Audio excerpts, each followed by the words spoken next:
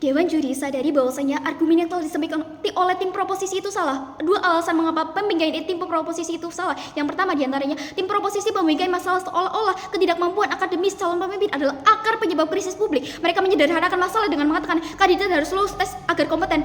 Bukan, hal tersebut adalah pembingkaian yang terlalu sempit dan mengabaikan akar masalah yang lebih mendalam. Dan dua, jika kita cek realitasnya, bukan ketidakmampuan soal teori politik yang membuat demokrasi kita bermasalah, bukan, tapi kegagalan sistem dan kurangnya integritas para pemimpin, bukan. Dan hal tersebut menyatakan bahwasanya mengandalkan tes sebagai syarat pencalonan tidak akan otomatis memperbaiki kualitas pendidikan, tapi justru sebaliknya akan menutup ruang partisipasi rakyat, bukan. Dan tim proposisi banyak membahas kasus tentang bagaimana calon pemimpin tidak memiliki latar belakang akademik atau pengetahuan dan lain sebagainya dianggap tidak layak pemimpin. Mereka hanya menggunakan contoh-contoh seperti ketidakmampuan menjawab soal-soal politik sebagai alasan utama kegagalan calon pemimpin tersebut. Dan saya akan menyampaikan klarifikasi sekaligus sanggahan untuk tim proposisi. Klarifikasi saya diantaranya, demokrasi bukan hanya soal kemampuan menjawab soal ujian, tapi soal kepercayaan rakyat terhadap pemimpinnya, bukan. Dan sanggahan saya terhadap tim proposisi diantaranya, jika kualitas pemimpin diukur hanya dengan tes saja, maka banyak tokoh masyarakat yang nyata-nyata berkontribusi besar akan tersingkirkan oleh itu. Dan ujian tes sebagai syarat pencegahan bertentangan dengan hak konstitusional warga negara untuk berpartisipasi dalam politik, bukan. Bayangkan banyak pejabat yang korupsi adalah lulusan universitas yang biasa dibilang sebagai universitas top, menguasai teori dan lain sebagainya, tapi gagal dalam kejujuran, bukan.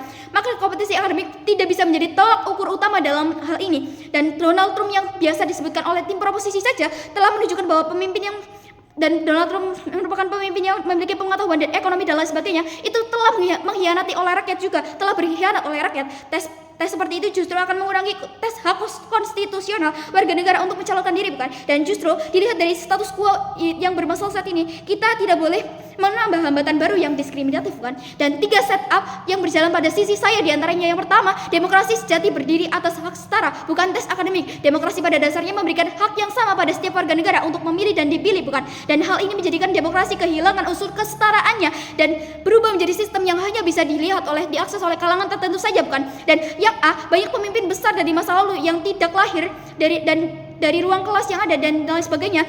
Dan status quo pun menyatakan saat ini menunjukkan bahwasanya banyak pemimpin dari latar belakangnya berbeda-beda tetapi memiliki kualitas pemimpin yang luar biasa, Dan misalnya pada seorang wali kota dari daerah yang terpencil, latar belakang sederhana dan lain sebagainya, justru ia memimpin di kota besar yang sangat disukai oleh rakyat. Mengapa? Walaupun ia tidak memiliki teori dan lain sebagainya, tapi ia dapat memimpin dengan layak. Dan best case dalam kasus ini yaitu pemimpin dekat dengan rakyat, membumi dan lain sebagainya, karena berasal dari lingkungan yang sama, akan mengakibatkan pemimpin tersebut lebih memahami terhadap rakyatnya. Bayangkan jika ada seorang masyarakat dari pelosok desa, tak punya gelar, tak punya mengenyam pendidikan formal dan lain sebagainya, bukan hanya dan lain sebagainya, namun jika jiwa kepemimpinannya itu tinggi, terlebih untuk memajukan bangsa, bukan. Tapi pada saat ia mencalonkan diri pada kandidatnya, ia tidak lolos karena tidak memenuhi calon pendidikan tersebut. Dan maka hilang sudah calon pemimpin yang benar-benar memahami kehidupan rakyat kecil seperti kita, bukan. Dan yang B, demokrasi menjadi tidak inklusif. Bayangkan jika seorang pemimpin yang lulusan tes terlebih dahulu sebelum mencalonkan diri, maka kita telah membuat sebuah pembatasan baru dalam demokrasi, bukan, dan menjadikan tidak semua warga negara bisa mendapatkan hak-hak yang sama untuk berpartisipasi dalam dunia politik. Padahal dalam demokrasi, setiap orang apapun latar belakangnya, pendidikan, pekerjaan dan lain sebagainya, status sosial dan sebagainya, memiliki hak yang sama untuk mencalonkan diri dan dipilih oleh rakyat, bukan. Dan apa akibatnya? Yang pertama, banyak tokoh masyarakat yang sebenarnya dekat dengan rakyat justru tidak maju, tidak dipilih dalam kasus politik. Dan yang kedua, wakil-wakil rakyat yang hadir di parlemen menjadi kepala daerah dan lain sebagainya berasal dari kalangan tertentu saja, dan masyarakat tak lagi memiliki pilihan yang beragam dalam memilih pemimpinnya tersebut. Dan yang kedua, tes berpotensi menjadi alat politik baru untuk menyingkirkan lawan dan kandidat yang tidak diinginkan. Sadari bahwasanya tes politik hanya mudah dimanfaatkan oleh pihak tertentu saja untuk mengamankan kepentingan dan individualismenya mereka. Dan mereka sadari bahwasanya tes kompetensi bisa digunakan sebagai alat untuk mencegah calon yang dianggap berbahaya oleh pihak yang berkuasa. Tentang hal tersebut dapat dimodifikasi secara halus, bukan. Dan soal dibuat terlalu rumit dan tidak transparan dan lain sebagainya, apa akibatnya? Akibatnya bukan hanya orang yang tidak mampu secara politik yang gagal, bukan, tapi juga orang yang tidak sengaja digagalkan dan mendapatkan hasil yang sama. Apa dampaknya? Yang pertama adalah proses pencalonan yang tak lagi berdasarkan kualitas lagi dan kepercayaan publik, tapi bergantung pada siapa yang menyusun tes dan siapa yang mengontrol barisnya, bukan.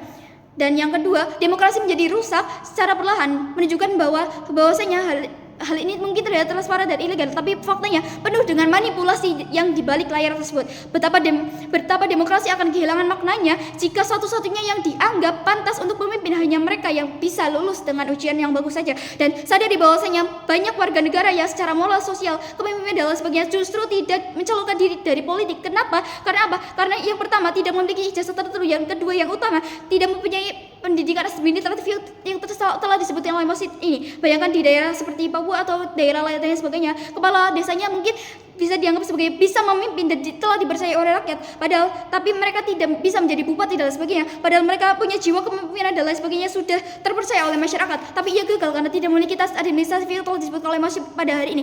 Dan rakyat pun mengatakan bahwasanya pemimpin aja harus diuji dulu, lalu suara kami yang sebagai rakyat, kami itu untuk apa? Untuk apa kita menyuarakan hak kita jika pemimpin aja diperlakukan seperti itu? Dan mengapa hal ini salah? Hal ini salah karena tes seperti ini sangat membatas akses politik yang pada golongan tertentu saja, dan secara tidak langsung menyingkirkan suara-suara penting, yaitu suara dalam demokrasi, bukan? Dan dewan juri yang mereka bilang kalau tidak pakai meritokrasi nanti pemimpin akan asal-asalan, padahal faktanya dan sadari bahwasanya, tapi mari kita pahami juri, justru sistem meritokrasi hari ini banyak yang disalahgunakan untuk membatasi siapa yang boleh naik dan siapa yang boleh tidak, ya. Bukankah begitu dewan juri yang terhormat? Hari ini sangat tidak valid karena yang pertama, yang tidak punya gelar tinggi, tidak pernah duduk di jabatan, otomatis dianggap tidak pantas, padahal banyak orang yang sudah jadi penggunanya. Dan jadi pertanyaannya, apa yang digunakan, apa gunanya sistem meritokrasi jika hanya melayani segelintir orang saja? Dan sadari bahwasanya meritokrasi hanya bekerja dengan baik dalam pendidikan, peluang dan lain sebagainya, tapi realitanya banyak orang hebat yang memiliki kesempatan itu, bukan? Dan maknanya apa? Maknanya ketika si A menerapkan meritokrasi dalam dunia yang tidak relevan, tidak merata, hasilnya akan sebagai satu, yaitu ketidakadilan yang dibungkus oleh kualitas, bukan? Dan di sini saya akan membandingkan dua hal dewan juri yang terhormat. Yang pertama, ini bukan sekedar perdebatan tentang sistem, tapi ini juga tentang siapa yang diberi kesempatan untuk memimpin. Yang mereka mengatakan bahwasanya mereka tampak pantas, atau mereka yang memang sudah bekerja, atau mereka yang bekerja untuk rakyat. Gensi yang disebut oleh tim lawan bahwasanya Gensi itu apatis, itu salah mereka, justru selektif dan kritis terhadap politik yang tidak relevan, bukan? Terlebih terdapat wacana bahwa mewajibkan tes kompetensi, di mana itu akan memperkuat stigma Gensi bahwasanya politik itu eksklusif, bukan, dan tidak transparan dan sebagainya, bukan? Dan saya berdiri di sini, saya menentang mosi perdebatan kali ini, bangga menjadi tim oposisi. Terima kasih.